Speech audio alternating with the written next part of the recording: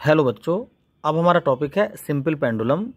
इसमें simple pendulum क्या होता है और इनफाइनाइट लेंथ का सिंपल पेंडुलम क्या होता है इसकी बात करेंगे, और साथ में हम इसका टाइम पीरियड कैलकुलेट करेंगे। ठीक है, तो सिंपल पेंडुलम क्या होता है? अगर हम किसी भारी लेकिन छोटी बॉडी को किसी ऐसी स्ट्रिंग से बांध दें और वर्टिकली उसको लटकाएं, हैंग करें, जो स्ट्रिंग लंबाई में न खींचे, ठीक है, तो ऐसे सिस्टम को हम क्या बोलते हैं? Simple pendulum. बॉडी कैसी होनी चाहिए? भारी होनी चाहिए और साइज में छोटी होनी चाहिए। ठीक है, तो अब जैसे ये क्या है? सिंपल पेंडुलम, इसको बोलते हैं बॉब। क्या बोलते हैं? बॉब बोलते हैं इसको। और ये इसकी स्ट्रिंग है। अगर स्ट्रिंग की लेंथ L है और इस बॉब की रेडियस R है, तो सिंपल पेंडुलम की जो लेंथ होगी इस स्ट्रिंग की लेंथ और इस रेडियस की लेंथ के सम के बराबर होगी। इस कैपिटल L जो है इसको बोलते हैं हम इफ़ेक्टिव लेंथ। ठीक है, तो ये हो गया जनरल सिंपल पेंडुलम।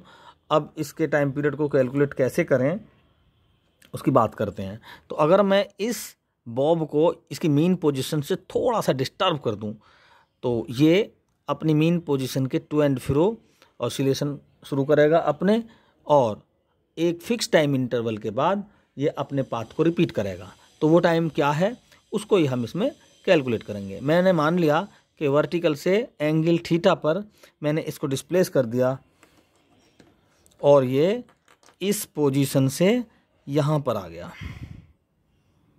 कुछ ऐसे आ गया। ठीक है, तो अब हम सीधे सेंटर से यहाँ तक की डिस्टेंस ले लेंगे, जिसको हम कैपिटल L ही बोलेंगे। ठीक, तो ये है, ठीक है, L। ये O पॉइंट दे देते हैं इसको हम, L इसकी लेंथ हो गई। ठीक, ये लगातार इस तरह से अपने मोशन ऑसिलेशन स्टार्ट करेगा। ठीक है, इसका वेट mg नीचे की तरफ काम करेगा।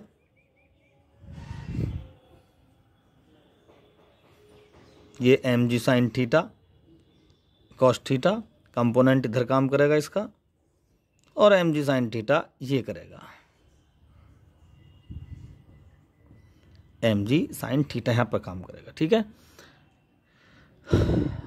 अब हमें पता है कि जब ये बॉब यानी बॉडी है ना मोशन करेगी, तो इस पर एक फोर्स काम करेगा जो इसके डिस्प्लेसमेंट जो है, जो हमने मान रखा x मान लेते हैं, इसके अपोजिट काम करेगा।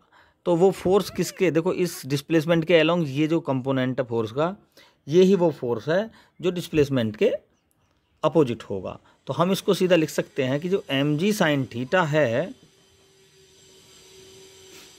वो क्या काम करेगा? वो इसको अपोज करेगा। ठीक है, mg sine theta directly proportional to x हम कह सकते हैं इसको। और f क्या हो जाएगा? हम लिख सकते हैं f is equal to mg sine theta. यहाँ पर नेगेटिव साइन को इग्नोर करेंगे। f को डायरेक्टली हम न्यूटन्स लॉ से m अल्फा लिख देंगे, और mg साइन थीटा को हम कर देंगे, थीटा एंगल है ना, थीटा एंगल है perpendicular upon hypotenuse x upon l, m से m कैंसिल, तो अल्फा अपॉन g हो गया हमारा x अपॉन l। और हमने चूंकि इसमें अपोजिशन हो रहा है, ठीक है, फोर्स कंपोनेंट डिस्प्लेसमेंट के अपोजिट है, तो समझो ये सिंपल हार्मोनिक मोशन तो है ही। तो उसका फॉर्मूला होता है t is equal to 2 pi displacement upon acceleration. तो डिस्प्लेसमेंट तो x है, एक्सलेशन अल्फा। तो इस इक्वेशन से x और अल्फा का रेशो हम देखेंगे तो क्या आएगा? x अपॉन अल्फा, l ऊपर पहुंच जाएगा l अपॉन जी। तो यहाँ पर x अपॉन अल्फा के सिंपल हम प्लेस पे क्या लिख लेंगे? l upon g. t is equal to 2 pi under root l upon g. ये टाइम पीरियड है किसके लिए? सिंपल पेंडुलम के लिए। ठीक है, l को जैसे जैसे बढ़ाएंगे वैसे वैसे टाइम पीरियड बढ़ेगा, g को, है ना। तो ये एक्सलेशन g इफेक्टिव हो सकता है लिफ्ट की कंडीशन में। लिफ्ट अगर ऊपर को जा रही है तो क्या होगा, इफ ये बढ़ेगा तो टाइम पीरियड घटेगा। लिफ्ट अगर डाउन जा रही है तो क्या होगा, जी इफेक्टिव चेंज होगा, तो जी इफेक्टिव चेंज होने का मतलब डिक्रीज होगा तो टाइम पीरियड बढ़ेगा। तो ऐसी बहुत सारी कंडीशन है, टाइम पीरियड किस तरह से इफेक्टेड है, तो वो हम अलग वीडियो बनाएंगे उसके लिए कि टाइम पीरियड कैसे कैसे इफेक्टेड है। ठीक है, अभी फिलहाल हम इतना बता रहे हैं कि इसमें एक सावधानी रखनी है कि जब हम इनके ऑसिलेशन शुरू करेंगे सिंपल पेंडुलम के, इसका एक्सपेरिमेंट भी अलग है, तो इसमें इस एंगल को बहुत तादाद में ज़्यादा नहीं करेंगे, कहीं इसमें लचक ना आ जाए। ठीक है, तो इस बॉब को, इस एंगल को हमें ज़्यादा नहीं रखना, हमें ज़्यादा करेंगे तो यहाँ पर वो ऑसिलेशन एग्जीक्यूट नहीं होंगे और वो चेंज होते रहेंगे और सिंपल हार्मोनिक मोशन इसमें नहीं होगा, इसलिए इस एंगल को थोड़ा कम ही रखेंगे। ठीक है, तो ये चीज़ें हमें ध्यान रखनी है। तो साथ में हम बताएंगे इसमें ये सिंपल पेंडुलम इनफाइनाइट लेंथ का क्या किसे कहते हैं, है ना। तो जिसकी लेंथ इनफाइनाइट हो जाए उसको हम इनफाइनाइट लेंथ का सिंपल पेंडुलम बोलेंगे। तो उसका डायग्राम बनाते हैं और टाइम पीरियड हम कैलकुलेट करेंगे इसी वीडियो के नेक्स्ट सेक्शन के अंदर। तो हमने बात कर रहे थे इनफाइनाइट लेंथ के सिंपल पेंडुलम के बारे में। तो हमने बताया जिसकी लेंथ इनफाइनाइट हो। तो देखो ये बॉब है और देखो ये इसमें चूँकि बहुत लंबाई ज़्यादा है इसकी, तो हमने इसको अर्थ की सरफेस को दिखाया है बनाकर, जिसकी रेडियस आर ई यानी रेडियस ऑफ अर्थ सेंटर है। तो इसमें ये अर्थ की सरफेस है और इस पर हमने बता दिया कोई सिंपल पेंडुलम है जिसकी लेंथ इनफाइनाइट आकाश में को ऊपर को जा रही है। हमें नहीं पता कहाँ से स्टार्ट है इसका ये स्ट्रिंग, बस इनफाइनाइट लेंथ है, हम इसके अप्रोच को नहीं जानते। तो इस कंडीशन में ये इस तरह के मोशन नहीं करेगा, ऐसे ये करेगा, हमें ऐसा लगेंगे करेगा तो ये ऐसे ही, लेकिन हमें दिखेंगे वो इस तरह के स्ट्रेट बिल्कुल, ठीक है, ऐसे, ठीक है, ऐसे मोशन दिखेगा हमें। तो ये या तो सीधा ऐसे जाएगा या सीधा ऐसे जाएगा। ठीक है, इसमें हमें कर्व हम कैलकुलेट नहीं कर सकते, इतनी बड़ी संख्या है ये, इतना बड़ा इनफाइनाइट कंडीशन का पेंडुलम है। ठीक है, जैसे हम समझ सकते हैं जैसे हमारी अर्थ गोल है लेकिन हमें आसपास गोलाई कुछ चमकती नहीं है, सब स्क्वायर में चमकता है या लीनियर में चमकता है। तो वही है इनफाइनाइट केस में, इसके जो छोटी लेंथ का होता है वो कर्व पाथ फॉलो करता है, हमें दिखता है, लेकिन वास्तव में ये कर्व पाथ को तो फॉलो करेगा, लेकिन हमने उसका जैसे ये कर्व पाथ है और हमने इसका छोटा सा पोर्शन ले लिया तो क्या हमें कर्व लग रहा है, ये हमें स्ट्रेट ही लगेगा। तो ऐसी ही कंडीशन यहाँ पर है, बहुत बड़ा पाथ है इसका तो हमने छोटा सा पाथ इसमें हमने माना है इसका। ठीक है, तो इस तरह से डिस्प्लेसमेंट कहाँ से कहाँ तक हुआ हमने मान लिया, हमें नहीं पता ये मैक्सिमम एम्पलीट्यूड है क्या है, लेकिन हमने मान लिया कि ये एक्स क्या है, यहाँ पे डिस्प्लेसमेंट है। और यहाँ पर जो सेंटर है इसका वेट mg ऐसे काम करेगा। ठीक है, mg cos थीटा ये हो गया कंपोनेंट,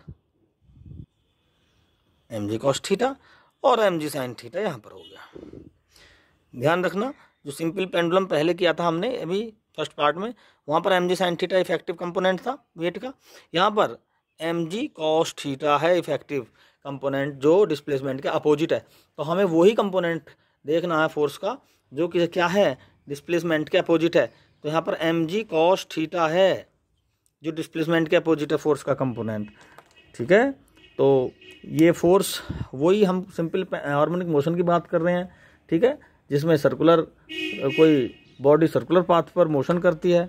सर्कुलर पाथ तभी होता है जब सेंट्रीपिटल फोर्स मिलता है। सेंट्रीपिटल फोर्स बॉडी को जैसे ग्रेविटेशन के अंदर फोर्स ऑफ ग्रेविटी m/g, ठीक है, ये रेस्पॉन्सिबल होती है इस सेंट्रीपिटल फोर्स के लिए। ऐसी कहीं ना कहीं वेट क्या दे रहा है, सेंट्रीपिटल फोर्स, और उसका कंपोनेंट mg cos थीटा उसके डिस्प्लेसमेंट के अपोजिट है।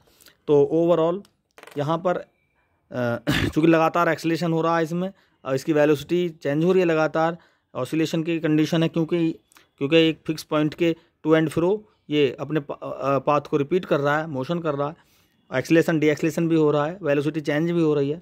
तो ऐसी कंडीशन में जो यहाँ पर फोर्स है जिसके अंडर में ये मोशन हो रहा है वो इसके वेट से और फोर्स ऑफ ग्रेविटी से यहीं से प्रोवाइड हो रहा है।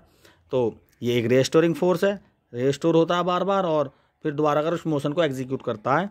तो यहाँ पर F = m/α लिख सकते हैं, mg cos थीटा को लिख सकते हैं हम बेस अपॉन हाइपोटेनियस x/re। ठीक है, m से m यहाँ पर कट गया और डिस्प्लेसमेंट अपॉन एक्सेलेरेशन क्या हो गया, re/g। और टाइम पीरियड का सिंपल फॉर्मूला होता है t = 2π डिस्प्लेसमेंट अपॉन एक्सेलेरेशन, और यहाँ पर हम इसको पुट कर देंगे t = 2π re/g। ये क्या है, t बराबर 2 पाई, ये 84 मिनट के आसपास अगर हम देखें, कैलकुलेट करें अर्थ की रेडियस को और ग्रेविटेशनल एक्सेलरेशन को रखें, तो 84 मिनट के आसपास टाइम पीरियड आता है, जो कैसे सिंपल पेंडुलम का जो इसमें होता है। ठीक है, तो ये हो गया सिंपल पेंडुलम, दोनों तरह के, एक जनरल और एक इनफाइनाइट लेंथ का सिंपल पेंडुलम। Thank you.